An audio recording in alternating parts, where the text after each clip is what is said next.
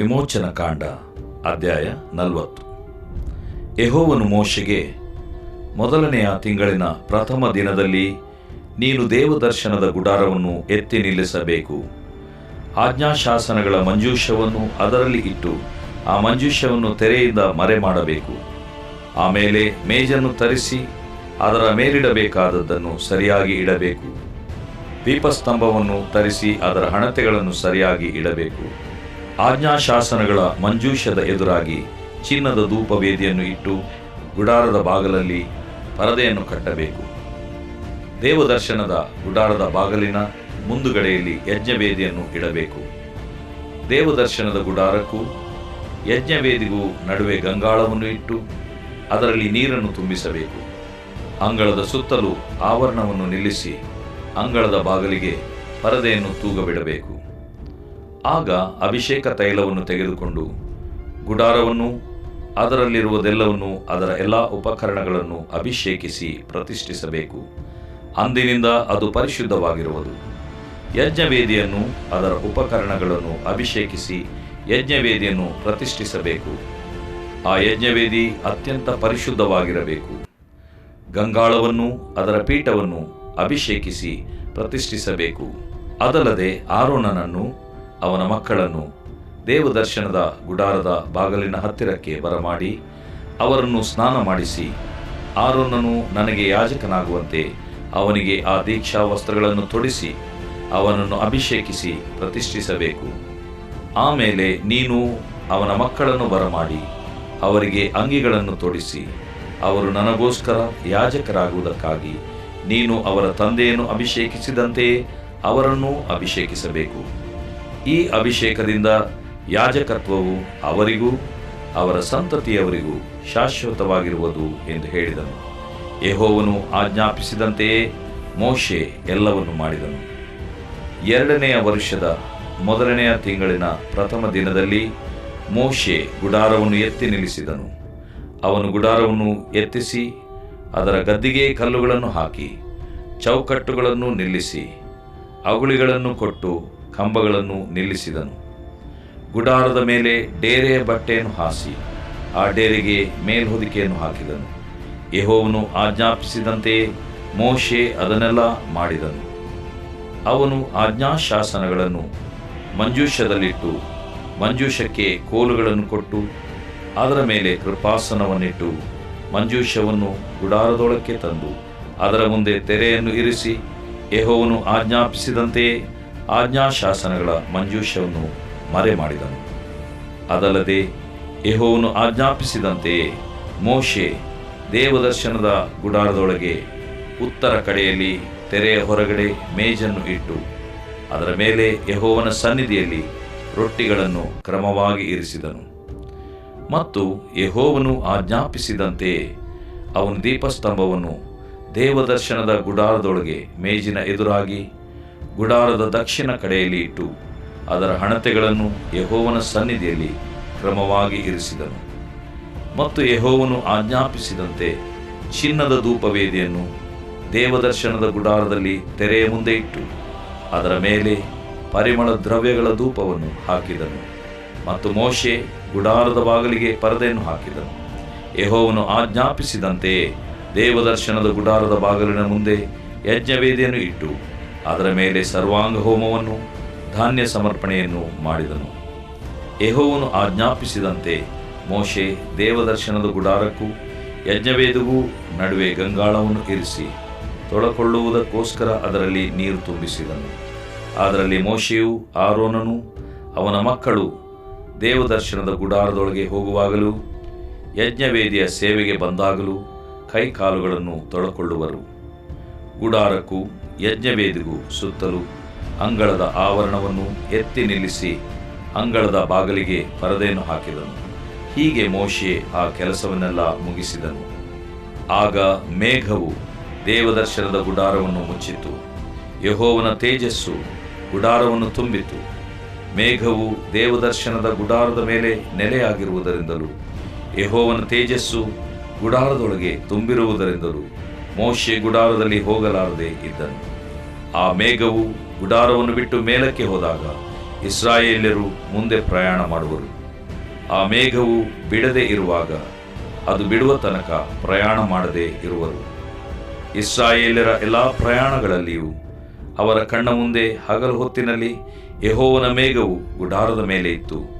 ರಾತ್ರಿ ವೇಳೆಯಲ್ಲಿ ಆ ಮೇಘದೊಳಗೆ ಅಗ್ನಿಯು ಪ್ರಕಾಶಿಸುತ್ತಿತ್ತು. ದೇವರು ಪ್ರೀತಿಸುವ ಪ್ರೀತಿಯ ಬಿಗ್ ಜೆ ಟಿ ವಿ ವೀಕ್ಷಕರಿಗೆ ಯೇಸು ಕರ್ತನ ಹೆಸರಿನಲ್ಲಿ ನಿಮ್ಮನ್ನು ವಂದಿಸಿ ಸ್ವಾಗತ ಬಯಸ್ತೇವೆ. ಬನ್ನಿರಿ, ಇಂದಿನ ನಮ್ಮ ಅಧ್ಯಯನ ವಿಮೋಚನ ಕಾಂಡ, the book of Exodus, chapter 40. 40ನೇ ಅಧ್ಯಾಯ ವಿಮೋಚನ ಕಾಂಡ. ಇದು ಕೊನೆಯ ಅಧ್ಯಾಯ ವಿಮೋಚನ ಕಾಂಡ ಪುಸ್ತಕದಲ್ಲಿ.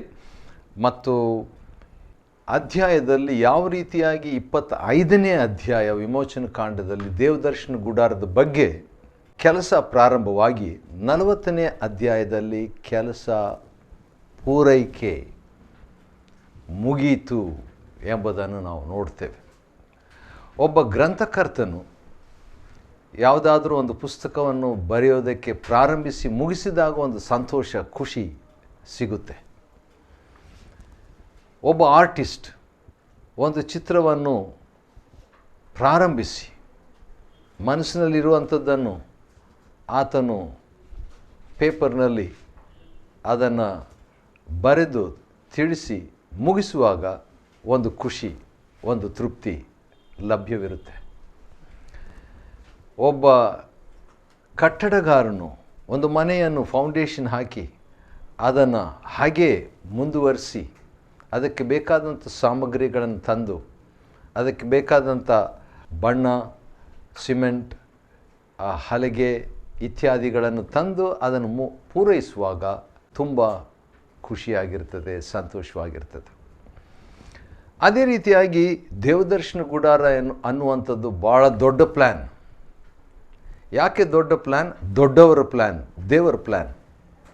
ದೇವರು ಆ ದೇವದರ್ಶನ ಗುಡಾರವನ್ನು ಮಾಡಿ ಮುಗಿಸ್ಬೇಕೆಂಬುದಾಗಿ ಹೇಳಿದಂಥ ಒಂದು ಉದ್ದೇಶ ಏನಂದರೆ, ನಾನು ನನ್ನ ಜನರ ಜೊತೆಯಲ್ಲಿ ವಾಸ ಮಾಡಬೇಕು. I want to live, not visit. ಯಾವಾಗೋ ಒಂದು ಸರಿ ಬಂದು ವಿಸಿಟ್ ಮಾಡಿ ಹೋಗ್ತಾ ಇರುವಂಥದ್ದು ದೇವ್ರಿಗೆ ಇಷ್ಟ ಇಲ್ಲ. ಪರ್ಮನೆಂಟ್ಲಿ, ನಿರಂತರವಾಗಿ ನನ್ನ ಜನರ ಜೊತೆಯಲ್ಲಿ ನಾನು ವಾಸ ಮಾಡಬೇಕು ಅನ್ನುವಂಥದ್ದು ದೇವರ ಇಷ್ಟವಾಗಿತ್ತು. ಆದರೆ ತೃಪ್ತಿಯಾಗಿರಲಿಲ್ಲ. ಯಾಕಂತ ಹೇಳಿದ್ರೆ ಕೆಲವು ಸಾರಿ ಸಹಕಾರ ಜನರಿಂದ ಬರಲಿಲ್ಲ. ಆದರೂ ಕೂಡ ಮೋಶೆ ಸಹಕಾರ ಮಾಡ್ದ. ಮೋಶೆ ಅದರಲ್ಲಿ ಯಾವ ಒಂದು ಕುಂದು ಕೊರತೆ ಇಲ್ಲದೆ ಮತ್ತೆ ಮತ್ತೆ ಅದನ್ನು ಮಾಡಿ ಮುಗಿಸುವಂಥ ಯಶಸ್ವಿಯನ್ನು ಕಂಡಂಥ ವ್ಯಕ್ತಿ. ಅದಕ್ಕೆ ಆಗಾಗ ಈ ವಿಮೋಚನ ಕಾಂಡ ಪುಸ್ತಕದಲ್ಲಿ ಬರೆದಂಥ ಒಂದು ಮಾತು ಏನಂತ ಹೇಳಿದ್ರೆ, ದೇವರು ಯೆಹೋವನು ಹೇಳಿದಂತೆ ಮೋಶೆ ಮಾಡಿ ಮುಗಿಸುವಂಥದ್ದು, ಅಥವಾ ಯೆಹೋವನ ಆಜ್ಞಾಪಿಸಿದಂತೆ ಮೋಶೆ ನೆರವೇರಿಸಿದನು ಅಥವಾ ಮಾಡಿದನೆಂಬುದಾಗಿ. ಯೆಹೋವನು ಮೋಶೆಗೆ, ಉದಾಹರಣೆಗೆ ವಿಮೋಚನ ಕಾಂಡ 39ನೇ ಅಧ್ಯಾಯದ 42ನೇ ವಚನ, book of Exodus chapter 39 versus 42 and 43, ಯೆಹೋವನು ಮೋಶೆಗೆ ಆಜ್ಞಾಪಿಸಿದಂತೆಯೇ ಇಸ್ರಾಯೇಲ್ಯರು ಆ ಕೆಲಸವನ್ನೆಲ್ಲ ಮಾಡಿದರು. ದೇವರು ಮೋಶೆಗೆ ಆಜ್ಞಾಪಿಸಿದ, ಮೋಶೆ ಬಂದು ಅದನ್ನು ಡೆಲಿಗೇಟ್ ಮಾಡ್ದ. ಅಂದರೆ ಬೇರೆಯವರಿಗೆ ಒಪ್ಪಿಸಿಕೊಟ್ಟು ಒಬ್ಬನೇ ಮಾಡಲಿಲ್ಲ. There is a team work. ಒಬ್ಬನೇ ಮಾಡಲಿಕ್ಕಾಗುತ್ತೆ. ದೇವರು ಮೋಶೆಗೆ ಹೇಳಿದ original vision, original burden, original dream, ಅದನ್ನು ಮೋಶೆಗೆ ಹೇಳಿದಾಗ ಮೋಶೆ ಕೆಲವು ಒಂದು ಮನಸ್ಸು ಇರುವಂಥ ಕೆಲವರೊಂದಿಗೆ ದೇವರಾತ್ಮನ ಅಭಿಷೇಕ ಇರುವಂಥ ಕೆಲವರು, ಪ್ರತ್ಯೇಕವಾಗಿ ಇಬ್ಬರು ಹೆಸರುಗಳು ಬರೆದಿದೆ, ಅವರು ಬಂದು ಸಹಕರಿಸಿದಾಗ ಕೆಲವು ಮಹಿಳೆಯರು ಕೂಡ, ಲೇಡೀಸ್ ಕೂಡ ಸೇರಿಕೊಂಡು ಮಾಡುವಾಗ, ಆರೋನನ್ನು, ನಾದಾಬ್, ಅಬಿಹು ಇವರೆಲ್ಲರೂ ಸೇರಿಕೊಂಡು ಮಾಡಿದಾಗ ಇಸ್ರಾಯೇಲ್ರು ಆ ಕೆಲಸವನ್ನೆಲ್ಲ ಮಾಡಿದ್ದರು. ಈಗ ಗಮನಿಸಿರಿ, ಭಾಳ ವಿಚಿತ್ರ. ಇದು ನಾನು ಗಮನಿಸಿರಲಿಲ್ಲ ಮೊದಲು ಓದಿದಾಗ, ಆದರೆ ಇವತ್ತು ಗಮನಿಸಿದಂಥ ಒಂದು ಮಾತನ್ನು ನಾವು ಇಲ್ಲಿ ನೋಡ್ಬೋದು. ವಿಮೋಚನ ಕಾಂಡ 39ನೇ ಅಧ್ಯಾಯದ 43ನೇ ವಚನದಲ್ಲಿ ಅವರು ಯಾರು? ಇಸ್ರಾಯೇಲರು ಮಾಡಿದ್ದ ಕೆಲಸವನ್ನು ಮೋಶೆ ಪರೀಕ್ಷಿಸಲಾಗಿ, ಅಂದರೆ ಮೋಶೆ ಡೆಲಿಗೇಟ್ ಮಾಡಿದ್ದ ಅಷ್ಟೇ ಅಲ್ಲ, ಇನ್ಸ್ಪೆಕ್ಟು ಮಾಡಿದ್ರಂತೆ. ಯಾರ್ಯಾರು, ಯಾಕಂದ್ರೆ ದೊಡ್ಡ ಕೆಲಸ ಇದು, ಯಾರ್ಯಾರು ಹೇಗೆ ಮಾಡಿದ್ದಾರಂತ ಒಂದು ಕೆಲಸ ಒಬ್ಬರಿಗೆ ಒಪ್ಪಿಸಿಕೊಡೋದು ಅಷ್ಟೇ ಅಲ್ಲ, ಅವರು ಹೇಗೆ ಮಾಡಿದ್ದಾರೆ, ಎಷ್ಟರ ಮಟ್ಟಿಗೆ ಮಾಡಿದ್ದಾರೆ ಅನ್ನುವಂಥದ್ದನ್ನು ಫಾಲೋ ಅಪ್ ಅಥವಾ ಇನ್ಸ್ಪೆಕ್ಟ್ ಮಾಡುವಂಥದ್ದು ಲೀಡರ್ಶಿಪ್, ನಾಯಕತ್ವದ ಒಂದು ಭಾಗ. ಸರಿ, ಇಸ್ರಾಯೇಲರು ಮಾಡಿದ್ದ ಕೆಲಸವನ್ನು ಮೋಶೆ ಪರೀಕ್ಷಿಸಲಾಗಿ ಯೆಹೋವನ ಅಪ್ಪಣೆಯಂತೆಯೇ ಅವರು ಎಲ್ಲವನ್ನು ಮಾಡಿ ಮುಗಿಸಿದ್ದರು. ವಾವ್! ಮೋಶೆ ಅಷ್ಟೇ ಅಲ್ಲ, ಇಸ್ರಾಯೇಲ್ರವರಲ್ಲಿ ವೀಕ್ನೆಸ್ ಇತ್ತು, ತಪ್ಪು ದೋಷಗಳಿದ್ದು, ಆದರೂ ಕೂಡ ಮೋಶೆ ಮಾತನ್ನು ಕೇಳಿ ದೇವ್ರು ನಮ್ಗೆ ಮಾತಾಡೋದು ಬೇಡ, ಮೋಶೆ ನಮ್ಮ ಹತ್ರ ಮಾತಾಡಲಿ ಅಂತ ಹೇಳಿದಂಥವ್ರು ಇವರು. ಆದರೂ ಕೂಡ ಅವರು ಯೆಹೋವನ ಮೋಶೆ ಪರೀಕ್ಷಿಸಲಾಗಿ ಅದನ್ನು ಟೆಸ್ಟ್ ಮಾಡ್ದ, ಸ್ಕ್ಯಾನ್ ಮಾಡ್ದ. ಮೋಶೆ ನೋಡಿದಾಗ ಯೆಹೋವನ ಅಪ್ಪಣೆಯಂತೆ ಅವರು ಎಲ್ಲವನ್ನು ಮಾಡಿ ಮುಗಿಸಿದ್ದರೆಂದು ತಿಳುಕೊಂಡು, ಆಮೇಲೆ ಏನಿದೆ, ಮೋಶೆ ಅವರನ್ನು ಆಶೀರ್ವದಿಸಿದನು. You want the blessing of God servant? ದೇವ್ರ ಸೇವಕರ ಆಶೀರ್ವಾದ ನಿಮ್ಗೆ ಬೇಕಾ? Do what he says. ದೇವ್ರು ಹೇಳ್ದಂಗೆ ಅಂತಿಲ್ಲ, ಇಲ್ಲಿ ಮೋಶೆ ಹೇಳ್ದಂಗೆ ಮಾಡಿದ್ರಂತ. ಯಾಕಂದರೆ ಮೋಶೆಗೆ ಇನ್ಸ್ಟ್ರಕ್ಷನ್ ದೇವ್ರು ಕೊಟ್ಟಿತ್ತು. ಆ ಮಾತನ್ನೇ ಮೋಶೆ ಇತರರಿಗೂ ಕೂಡ, ಜನರಿಗೂ, ಬಿಲೀವರ್ಸ್ಗೆ ಹೇಳಿದಾಗ ಅವರು ಮಾಡಿದರು. ಆದ ಕಾರಣ ಮೋಶೆ ಮಾತನ್ನು ಅವರು ಒಂದು ವೇಳೆ ಕೇಳದೆ ಹೋಗಿದರೆ ದೇವರ ಮಾತನ್ನೇ ಕೇಳದೆ ಹೋದ ಹಾಗೆ. ಅದು ದೇವದರ್ಶನ ಗುಡಾರಕ್ಕೂ ನಷ್ಟ, ದೇವರಿಗೂ ಅದು ನಷ್ಟ, ಮೋಶೆಗೂ ಅದು ನಷ್ಟ. ಸರಿ, ಎಲ್ಲವನ್ನು ಮಾಡಿ ಮುಗಿಸಿದರೆಂದು ತಿಳ್ಕೊಂಡು ಮೋಶೆ ಅವರನ್ನು ಬ್ಲೆಸ್ ಮಾಡ್ತಾನೆ. You want the blessing of God servant? ದೇವ್ರ ಸೇವಕರ ಆಶೀರ್ವಾದ ನಿಮಗೆ ಬೇಕಾಗಿದ್ದರೆ ಕೋಆಪರೇಟ್ ವಿತ್ ಹಿಮ್ ಪ್ಲೀಸ್. ನಿಮಗೋಸ್ಕರ ಆ ಸೇವಕನೊಂದಿಗೆ, he may be a weak man, ಮೋಶೆ ಬಂದು ಪರ್ಫೆಕ್ಟ್ ಅಲ್ಲ, ಅವನಲ್ಲಿ ತಪ್ಪು ದೋಷಗಳಿದ್ದರು, ಗಾಡ್ ಡೆಲ್ಟ್ ವಿತ್ ಹಿಮ್. ಆದರೂ ಕೂಡ ಸೇವಕನ ಮಾತಿಗೆ ಸಹಕರಿಸುವಾಗ ಸೇವಕನ ಆಶೀರ್ವಾದ, the package you will also get. Why lose it? ಸರಿ, 40ನೇ ಅಧ್ಯಾಯ ಈಗ ನಾವು ನೋಡ್ಕೊಳ್ಳಿಕ್ಕಿದ್ದೇವೆ. ಇದು ಕೂಡ ಭಾಳ ಎಕ್ಸೈಟಿಂಗ್ ಚಾಪ್ಟರ್. ಅದು ಒಂದು ಸ್ಟಾರ್ಟಿಂಗ್ನಲ್ಲಿ ಸ್ವಲ್ಪ ಸ್ಲೋ ಆಗಿ ಹೋಗಿ ಅನಂತರ ಪಿಕಪ್ ಆಗ್ತದೆ. 40ನೇ ಅಧ್ಯಾಯ ವಿಮೋಚನ ಕಾಂಡ, ಬುಕ್ ಆಫ್ ಎಕ್ಸೋಡಸ್ ಚಾಪ್ಟರ್ 40. ಯೆಹೋವನು ಮೋಶೆಗೆ ಮೊದಲನೇ ತಿಂಗಳಿನ ಪ್ರಥಮ ದಿನದಲ್ಲಿ, ನಮ್ಮ ಪ್ರಕಾರ ನಾವು ನೋಡಿದರೆ ಜನವರಿ 1 ಅಂತ ಹೇಳ್ತೀವಲ್ಲ, ಮೊದಲನೇ ತಿಂಗಳಿನ ಮೊದಲನೇ ದಿನ ಅಂತ ಹೇಳ್ಬಿಟ್ಟು, ಆ ರೀತಿಯಾಗಿ ಒಂದು ಯೆಹೋವನು ಮೋಶೆಗೆ ಮೊದಲನೆಯ ತಿಂಗಳಿನ ಮೊದಲನೆಯ ದಿನದಲ್ಲಿ ಅಥವಾ ಪ್ರಥಮ ದಿನದಲ್ಲಿ ನೀನು ದೇವದರ್ಶನದ ಗುಡಾರವನ್ನು ಎತ್ತಿ ನಿಲ್ಲಿಸಬೇಕು.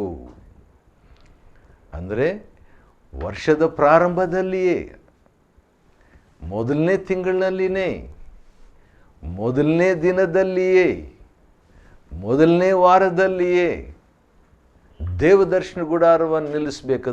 ಹಾಗಾದರೆ prioritise the church in the calendar of God. ದೇವರ ಪಂಚಾಂಗಮದಲ್ಲಿ ಅಥವಾ ದೇವರ ಕ್ಯಾಲೆಂಡರ್ನಲ್ಲಿ, ದೇವರ ದಿವಸಗಳಲ್ಲಿ ಸಭೆಗೆ ಆದ್ಯತೆಯನ್ನು ಕೊಡು. ಇದು ನಾನು ಹೇಳಲಿಲ್ಲ, ದೇವರು ಹೇಳ್ತಾ ಇರೋದು. ಯೆಹೋವನು ಮೋಶೆಗೆ ಕೊನೆಯಲ್ಲಿ ಲಾಸ್ಟ್ ಚಾಪ್ಟರ್ ಇದು, ಈ ವಿಮೋಚನ ಕಾಂಡದಲ್ಲಿ, ಅದನ್ನು ಎತ್ತಿ ನಿಲ್ಲಿಸು. ಎರೆಕ್ಟ್ ದ ಟ್ಯಾಬರ್ನಾಕಲ್, ಎತ್ತಿ ಅದನ್ನು ನಿಲ್ಲಿಸಬೇಕು. ಆಜ್ಞಾಶಾಸನಗಳ ಮಂಜೂಷವನ್ನು ಅದರಲ್ಲಿಟ್ಟು, ಅಂದರೆ ಲಾ ಅದರಲ್ಲಿಟ್ಟು, 10 ಕಮ್ಯಾಂಡ್ಮೆಂಟ್ಸ್ ಅದರಲ್ಲಿಟ್ಟು, ಆ ಮಂಜೂಷವನ್ನು ತೆರೆಯಿಂದ ಮರೆ ಮಾಡಬೇಕು. ಆಮೇಲೆ ಮೇಜನ್ನು ತರಿಸಿ ಆ ರೀತಿಯಾಗಿ ಒಂದೊಂದಾಗಿ ಇಡಬೇಕೆಂಬುದಾಗಿ ದೇವರು ಹೇಳ್ತಾನೆ. ಯಾಕೆ? ಯೆಹೋವನ ಆಜ್ಞಾಪಿಸಿದಂತೆ ಮೋಶೆ ಮಾಡಿದ, ಯೆಹೋವನ ಆಜ್ಞಾಪಿಸಿದಂತೆ ಮೋಶೆ ಮಾಡಿದ, ಯೆಹೋವನ ಆಜ್ಞಾಪಿಸಿದಂತೆ ಮೋಶೆ ಮಾಡಿದಂಥ ಸಾಕಷ್ಟು ಸಾರಿ ಯಾಕಿದೆ ಅಂತ ಹೇಳ್ಬಿಟ್ಟು ನಾವು ತಿಳ್ಕೊಳ್ಳೋದು ಒಳ್ಳೆಯದು ರೀ. ಒಂದು ಅಭಿಪ್ರಾಯವನ್ನು ನಾವು ತಿಳ್ಕೊಳ್ಬೋದು. ಅದನ್ನು ನಾವು ಅಪೊಸ್ತಲ ಕೃತ್ಯ 7ನೇ ಅಧ್ಯಾಯದ 22ನೇ ವಚನದಲ್ಲಿ ನಾವು ತಿಳ್ಕೊಳ್ಬೋದು. ಯಾಕಂದರೆ ಅಪೊಸ್ತಲ ಕೃತ್ಯ book of acts chapter 7 and verse 22 ಅಲ್ಲಿ ಒಂದು ಮಾತನ್ನು ನಾವು ನೋಡ್ಬೋದು. ಅಲ್ಲಿ ಕೂಡ ಮೋಶೆ ಬಗ್ಗೆನೇ ಒಂದು ಮಾತು ಹೇಳಿದೆ, ಆದರೆ ಇದನ್ನು ಸ್ಟೆಫನನು ಹೇಳ್ತಾನೆ. Stephen says something about Moses. ಆತನು ಸಾಯೋದಕ್ಕಿಂತ ಕೆಲವು ನಿಮಿಷಗಳಿದೆ, ಅದಕ್ಕಿಂತ ಮುಂಚಿತವಾಗಿ ರಕ್ತಸಾಕ್ಷಿಯಾಗಿ ಸಾಯೋದಕ್ಕೆ ಮುಂಚಿತವಾಗಿ ಮೋಶೆ ಬಗ್ಗೆ ಕೆಲವು ಮಾತನ್ನು ಹೇಳ್ತಾನೆ. ಅಫ್ಕೋರ್ಸ್ ಆತನು ಹಳೆ ಒಡಂಬಡಿಕೆಯಲ್ಲಿ ಅನೇಕ ಘಟನೆಗಳನ್ನು ಹೇಳಿದ್ದಾನೆ. ಆದರೆ ಮೋಶೆ ಬಗ್ಗೆ ಹೇಳುವಾಗ ಮೋಶೆಯು, ಕೇಳಿಸ್ಕೊಳ್ಳಿ, ಮೋಶೆಯು ಐಗುಪ್ತ ದೇಶದವರ ಸರ್ವ ವಿದ್ಯೆಗಳಲ್ಲಿಯೂ ಉಪದೇಶ ಹೊಂದಿ ಮಾತುಗಳಲ್ಲಿಯೂ ಕಾರ್ಯಗಳಲ್ಲಿಯೂ ಸಮರ್ಥನಾಗಿದ್ದನಂತೆ. Moses was expert in all knowledge and skill, teachings, word and action. ಅಂದರೆ ಆಲ್ಮೋಸ್ಟ್ ಆತನು ಪಕ್ಕ ಆಗಿದ್ದ, ಅಥವಾ ಪರಿಪೂರ್ಣನಾಗಿದ್ದ, ಅಥವಾ ಎಕ್ಸ್ಪೀರಿಯನ್ಸ್ಡ್ ಆಗಿದ್ದ, ಅಥವಾ ಪ್ರವೀಣನಾಗಿದ್ದ, ಅಥವಾ ಎಕ್ಸ್ಪರ್ಟ್ ಆಗಿದ್ದ. ಐಗುಪ್ತದವರ ಒಂದು ವಿದ್ಯೆಯಲ್ಲಿ ಆತನು ಎಕ್ಸ್ಪರ್ಟ್ ಆಗಿದ್ದರೆ ದೇವರು ಏನು ಹೇಳಬೇಕಂದ್ರೆ, ಹೇಗೂ ಎಕ್ಸ್ಪರ್ಟು ಮೋಶೆ, ಸಿವಿಲ್ ಇಂಜಿನಿಯರ್ ಪ್ಲಸ್ ಆರ್ಕಿಟೆಕ್ಟು ಮತ್ತು ಪ್ರಿನ್ಸು, ಹೌದು ರಾಜ್ಕುಮಾರ ಆಗಿ, ಅದು ಸಾಮಾನ್ಯ ರಾಜ್ಕುಮಾರ್ ಅಲ್ಲ, ಫ್ಯಾರೋ ಅಂದರೆ ಭಾಳ ದೊಡ್ಡ ವ್ಯಕ್ತಿ, ಸೂಪರ್ ಪವರ್ ವ್ಯಕ್ತಿಯಾಗಿಂತ ಫರೋಹನನ ಮಗ. ಯಾಕಂದರೆ ಮಗಳ ಸಾಕು ಮಗ. ಸೊ ರಾಜ್ಕುಮಾರಿ ತಕ್ಕೊಂಡು ಅವನನ್ನು ಸಾಕಿದ್ದರಿಂದ ಇಟ್ಸ್ ಬಿಗ್ ಮ್ಯಾನ್, ದೊಡ್ಡ ಮನುಷ್ಯ ಮೋಶೆ.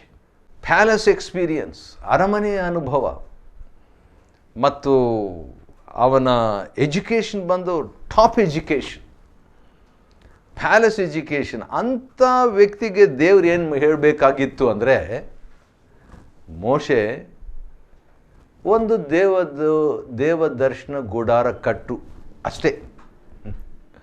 ದೇವರೇ ಉಳಿದಿದ್ದನ್ನು ನಾನು ನೋಡ್ಕೊಳ್ತೀನಿ, ನೀನು ಒಂದು ಮಾತು ಹೇಳು ಸಾಕು ಅಂತ ಹೇಳಿಬಿಟ್ಟು, ದೇವರೇನಾದರೂ ಒಂದು ಮಾತು ಮೋಶೆಗೆ ಹೇಳಿಬಿಟ್ಟಿದ್ರೆ ವಿಮೋಚನ ಕಾಂಡ 40 ಅಧ್ಯಾಯಗಳು ಇರ್ತಿದ್ದಿಲ್ಲ, 25 ಅಧ್ಯಾಯಗಳು ಇರ್ತಿತ್ತು ಅಷ್ಟೇ. ಯಾಕಂತ ಹೇಳಿದ್ರೆ ಮೋಶೆಗೆ ಎಲ್ಲ ಮಾಡಿಬಿಡ್ತಿದ್ದ. ಆದರೆ ದೇವರು ಯಾಕೆ ಮೋಶೆಗೆ ಇದನ್ನು ಹೀಗೆ ಮಾಡು, ಇದರ ಉದ್ದ ಹಿಂಗಿರಬೇಕು, ಅದರ ಅಗಲ ಹೀಗಿರಬೇಕು, ಇದರ ಕಲರ್ ಹೀಗಿರಬೇಕು, ಹೀಗೆಲ್ಲ ದೇವರು ಬಹಳ ಸೂಕ್ಷ್ಮವಾಗಿ ಒಂದೊಂದು 25 ಅಧ್ಯಾಯಗಳಿಂದ 40 ಅಧ್ಯಾಯಗಳ ತನಕ ಅಷ್ಟೊಂದು ಯಾಕೆ ಹೇಳಬೇಕಂದ್ರೆ ಒಂದು ಕಾರಣ ಇದೆ. ಅದನ್ನು ಹೇಳ್ತೀನಿ, ದಯವಿಟ್ಟು ನಾವುಗಳು ಕೇಳಿಸ್ಕೊಳ್ಳೋಣ. ಅದೇನೆಂದರೆ, ಮೋಶೆಗೆ ಐಗುಪ್ತದ ಅನುಭವ ಇತ್ತು, ಆದರೆ ದೇವರು ಬಯಸಿದ್ದು, ಮೋಶೆ ನಿನಗೆ ಐಗುಪ್ತದ ಅನುಭವ ಇದೆ, ನೀನು ಬೇಕಾಗಿರೋದು ನನ್ನ ಅನುಭವ. You need my experience. ಐಗುಪ್ತದ ಅನುಭವ ಸ್ಕಿಲ್ ನಿನಗಿದೆ, ಐಗುಪ್ತದ ಒಂದು ವಿದ್ಯಾಭ್ಯಾಸ, ಮಾತು, ಚಾತುರ್ಯ ಎಲ್ಲ ಎಕ್ಸ್ಪೀರಿಯನ್ಸ್ ಇದೆ. ಮೋಶೆ ಎಕ್ಸ್ಪೀರಿಯನ್ಸ್ ಮನುಷ್ಯ. ಆದರೆ ದೇವರು ಹೇಳಿದ್ದು, ನನಗೆ ಎಕ್ಸ್ಪೀರಿಯನ್ಸ್ ಬೇಡ, ನನ್ನ ಮಾತು ಕೇಳಿ, ನೀನು ನನ್ನ ಮಾತು ಕೇಳಬೇಕು. ದೇವರಿಗೆ ಬೇಕಾಗಿದ್ದು ವಿಧೇಯತೆ, ಎಕ್ಸ್ಪೀರಿಯನ್ಸ್ ಅಲ್ಲ. ಎಕ್ಸ್ಪೀರಿಯನ್ಸ್ ಒಳ್ಳೆಯದೇ, ನಥಿಂಗ್ ರಾಂಗ್. ಆದರೆ ಎಕ್ಸ್ಪೀರಿಯನ್ಸ್ನಲ್ಲಿ ಕಲಿಯುವಂಥದ್ದು ಏನು ಕಷ್ಟಕರ ಅಂದರೆ, ಚೆನ್ನಾಗಿ ಕೇಳಿಸ್ಕೊಳ್ರಿ, ಎಕ್ಸ್ಪೀರಿಯನ್ಸ್ ಹೊಂದಿದ್ದನ್ನು ಪ್ರಾಕ್ಟೀಸ್ ಮಾಡೋದು ಈಸಿ, ಎಕ್ಸ್ಪೀರಿಯನ್ಸ್ ಹೊಂದಿದ್ದನ್ನು ಉಪಯೋಗಿಸದೆ ದೇವರು ಹೇಳುವುದನ್ನು ಮಾಡುವುದು ಕಷ್ಟ. ಇನ್ನೊಂದು ಸರಿ ಹೇಳ್ತೀನಿ, ಎಕ್ಸ್ಪೀರಿಯನ್ಸ್ನಲ್ಲಿ ಯಾವುದು ಈಸಿ ಅಂತ ಹೇಳಿದ್ರೆ, ಎಕ್ಸ್ಪೀರಿಯನ್ಸ್ ಆದದ್ದನ್ನು, ಎಕ್ಸ್ಪೀರಿಯನ್ಸ್ ಆಗಿರುವಂಥದ್ದನ್ನು, ಅನುಭವವಾಗಿರುವಂಥದ್ದನ್ನು ಅದನ್ನು ಪ್ರಾಕ್ಟೀಸ್ ಮಾಡೋದು ಈಸಿ. ಆದರೆ ಎಕ್ಸ್ಪೀರಿಯನ್ಸ್ ಆಗಿರುವಂಥದ್ದನ್ನು ಯೂಸ್ ಮಾಡದೆ ದೇವರು ಏನು ಹೇಳ್ತಾನೋ ಅದನ್ನಷ್ಟೇ ಮಾಡುವುದು ಕಷ್ಟ. ಅದಕ್ಕೆ ದೇವರು ಹೇಳ್ದ, ನನ್ನ ಮಾತು ನೀನು ಕೇಳಬೇಕು. ನೀನು ಐಗುಪ್ತದ ಅನುಭವಶಾಲಿ ಆಗಿರ್ಬೋದು, ಪರವಾಗಿಲ್ಲ, ಆದರೆ what you need is my instruction. ಇದು ನಾವುಗಳು ಮಾಡಬೇಕಾದದ್ದು ಪ್ರಿಯರು. ಯಾಕಂತ ಹೇಳಿದರೆ ನಮಗೆ ಭಾಳ ಎಕ್ಸ್ಪೀರಿಯನ್ಸ್ ಇದೆ, ಆದರೆ ನಾವೇನು ಮಾಡ್ತೀವಿ ಅಂತ ಹೇಳಿದರೆ ನಮ್ಮ ಎಕ್ಸ್ಪೀರಿಯನ್ಸ್ ಮೇಲೆ ಆತ್ಕೊಳ್ತೇವೆ ನಾವು. ವಾಚ್ಮನ್ ಒಂದು ಸರಿ ಹೇಳಿದರು, ಎಕ್ಸ್ಪರ್ಟ್ ಆಗಿರುವ ಪ್ರಸಂಗಿ, ಎಕ್ಸ್ಪರ್ಟ್ ಆಗಿರುವಂಥ ಆಡಳಿತಗಾರ, ಅಡ್ಮಿನಿಸ್ಟ್ರೇಟರ್, ಇವರಿಬ್ಬರು ಇದ್ದಾಗ ಅಡ್ಮಿನಿಸ್ಟ್ರೇಟರ್ನು ಒಂದು ಕೂಟಕ್ಕೆ ಕ್ರಮಪಡಿಸು ಅಂತ ಹೇಳ್ಬಿಟ್ಟು ಎಕ್ಸ್ಪೀರಿಯನ್ಸ್ ಆಗಿರುವಂಥ ಪ್ರೀಚರ್ನ ಪ್ರಸಂಗ ಮಾಡಂತ ಹೇಳಿದ್ರೆ ಏನಾಗ್ತಿತ್ತಂದರೆ ಇಬ್ಬರು ದೇವ್ರ ಮೇಲೆ ಆತ್ಕೊಳ್ಳೋದು ಬೇಕಾಗಿಲ್ಲ. ಯಾಕಂದರೆ ಎಕ್ಸ್ಪೀರಿಯನ್ಸ್ ಆಗಿರುವಂಥ ಎಕ್ಸ್ಪರ್ಟ್ ಪ್ರಸಂಗಿ ತನ್ನ ಅನುಭವದ ಮೇಲೆ ಆತ್ಕೊಳ್ತಾನೆ, ಎಕ್ಸ್ಪೀರಿಯನ್ಸ್ ಆಗಿರುವಂಥ ಆಡಳಿತಗಾರ, ಅಡ್ಮಿನಿಸ್ಟ್ರೇಟರ್, ಆರ್ಗನೈಸರ್ ತನ್ನ ಅನುಭವದ ಮೇಲೆ ಆತ್ಕೊಳ್ತಾನೆ. ಇಬ್ಬರೂ ಕೂಡ ದೇವರ ಮೇಲೆ ಆತ್ಕೊಳ್ಳೋದು ಬೇಕಾಗಿಲ್ಲ. ಅದರ ಬದಲು instead reverse the role. Experience ಆಗಿರುವಂಥ ಅಡ್ಮಿನಿಸ್ಟ್ರೇಟರ್ನ ಪ್ರೀಚ್ ಮಾಡಲಿಕ್ಕೆ ಹೇಳ್ರಿ, ಮತ್ತು ಎಕ್ಸ್ಪೀರಿಯನ್ಸ್ ಆಗಿರುವಂಥ ಪ್ರಸಂಗಿನ ಈಗ ಅಡ್ಮಿನಿಸ್ಟ್ರೇಟರ್ ಕ್ರಮಪಡಿಸು, ಒಂದು ಆರ್ಗನೈಸ್ ಮಾಡು ಮೀಟಿಂಗ್ ಅಂತ ಹೇಳಿದಾಗ ಏನಾಗ್ತದೆ, ಇಬ್ಬರು ದೇವ್ರ ಮೇಲೆ ಹತ್ಕೋಬೇಕಾಗ್ತದೆ. ದೇವರೇ ನನಗೆ ಗೊತ್ತಿಲ್ಲಪ್ಪ, ನನ್ನ ಫೀಲ್ಡೇ ಬೇರೆ, ಇದು ಬಂದಿರುವಂಥದ್ದೇ ಬೇರೆ ಅಂತ ಹೇಳ್ಬಿಟ್ಟು ಇಬ್ಬರು ದೇವರ ಮೇಲೆ ಹತ್ಕೊಳ್ತಾರೆ. Something like that happen to Moses. ಐಗುಪ್ತದ ವಿದ್ಯಾಭ್ಯಾಸ, ಸ್ಕಿಲ್ಲು, ಅದೇನು ಪಿರಮಿಡ್ಸ್ ಎಲ್ಲ ಕಟ್ಟಿದಂಥವ್ರು, ಏನು ದೇವದರ್ಶನ ಗುಡಾರ, ಏನು ಪಿರಮಿಡ್ ಕಟ್ಟಿದಂಥವರಿಗೆ ಒಂದು ದೇವದರ್ಶನ ಗುಡಾರ, ಒಂದು ಟೆಂಟ್ ಕಟ್ಟೋದು ಕಷ್ಟನಾ? ಇಲ್ಲ. ಆದರೆ ದೇವರು ಹೇಳೋದು, ನಿನ್ನ ಮೇಲೆ ಆತ್ಕೋಬೇಡ, ಐಗುಪ್ತದ ಅರಮನೆಯ ಅನುಭವವನ್ನು ಆತ್ಕೋಬೇಡ, depend on me and my voice. ಕೇಳು, ಮತ್ತೆ ಮತ್ತೆ hear the voice of God and do the will of God. ದೇವರ ಸ್ವರವನ್ನು ಕೇಳಿಸಿಕೊಂಡು ದೇವರ ಚಿತ್ತವನ್ನು ಮಾಡು, ಪೂರೈಸು. ಆ ರೀತಿಯಾಗಿ ಮಾಡಿದಾಗ ಏನಾಯಿತು? ವಾವ್, ಏನಾಯಿತು ಗೊತ್ತಾಗಬೇಕಾ?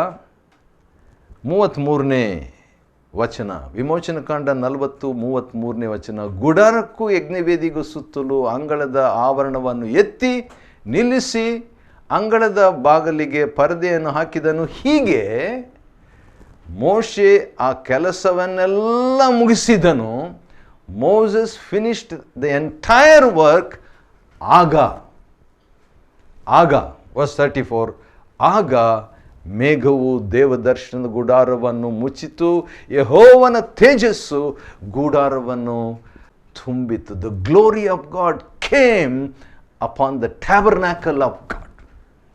ಒಂದು ವೇಳೆ ಮೋಶೆ ಏನಾದರೂ ಈಜಿಪ್ಟಿನ ಒಂದು ಶಕ್ತಿಯ ಮೇಲೆ, ಭಕ್ತಿಯ ಮೇಲೆ ಆಧಾರ ಮಾಡಿಕೊಂಡು ಏನಾದರೂ ಪಿರಮಿಡ್ ಟೈಪ್ ದೊಡ್ಡದು, ಒಂದು ದೇವದರ್ಶನಕ್ಕಿಂತ ದೊಡ್ಡದು ಏನಾದರೂ ಐಗುಪ್ತದ ಸರ್ವ ವಿದ್ಯೆಯಿಂದ ಕಟ್ಟಿಬಿಟ್ಟಿದ್ರೆ ಚೆನ್ನಾಗಿರ್ತಿತ್ತು, ದೊಡ್ಡದಾಗಿರ್ತಿತ್ತು, ಗ್ಲೋರಿಯಸ್ ಆಗಿ glamour ಆಗಿರ್ತಿತ್ತು.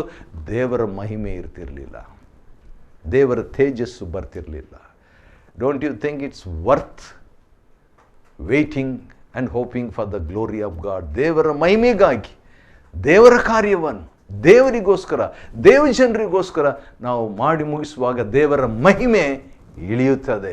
The glory of god will fill the house of god. ಆ ರೀತಿಯಾಗಿ ಮಾಡುವಂತೆ ದೇವರು ನಮಗೆ ಸಹಾಯ ಮಾಡಲಿ.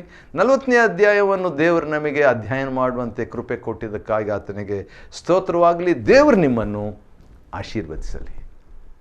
ಪ್ರಿಯ ವೀಕ್ಷಕರೇ, ವಿಮೋಚನ ಕಾಂಡವನ್ನು ಕ್ರಮಬದ್ಧವಾಗಿ ನೀವು ವೀಕ್ಷಿಸಿ ಅದರಲ್ಲಿ ಸಾಕಷ್ಟು ಪಾಂಡಿತ್ಯವನ್ನು, ಪ್ರಕಟಣೆಯನ್ನು ಹೊಂದಿಕೊಂಡಿದ್ದೀರಿ.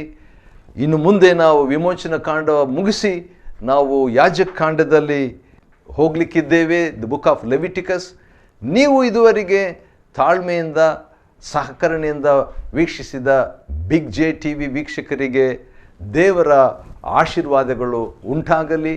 ಆಮೇನ್.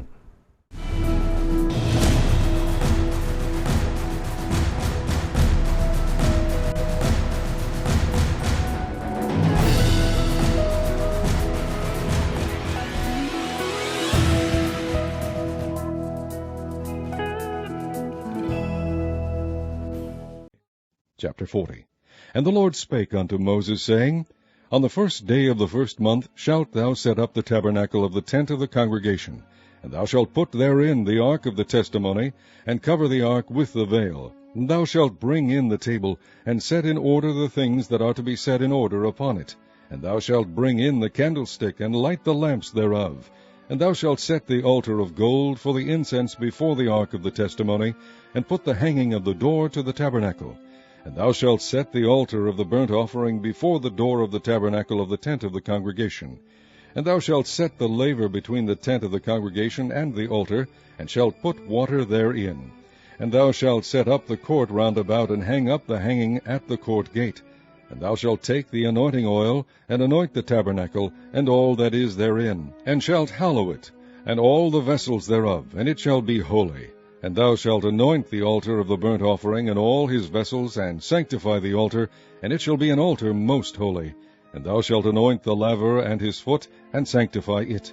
And thou shalt bring Aaron and his sons unto the door of the tabernacle of the congregation, and wash them with water.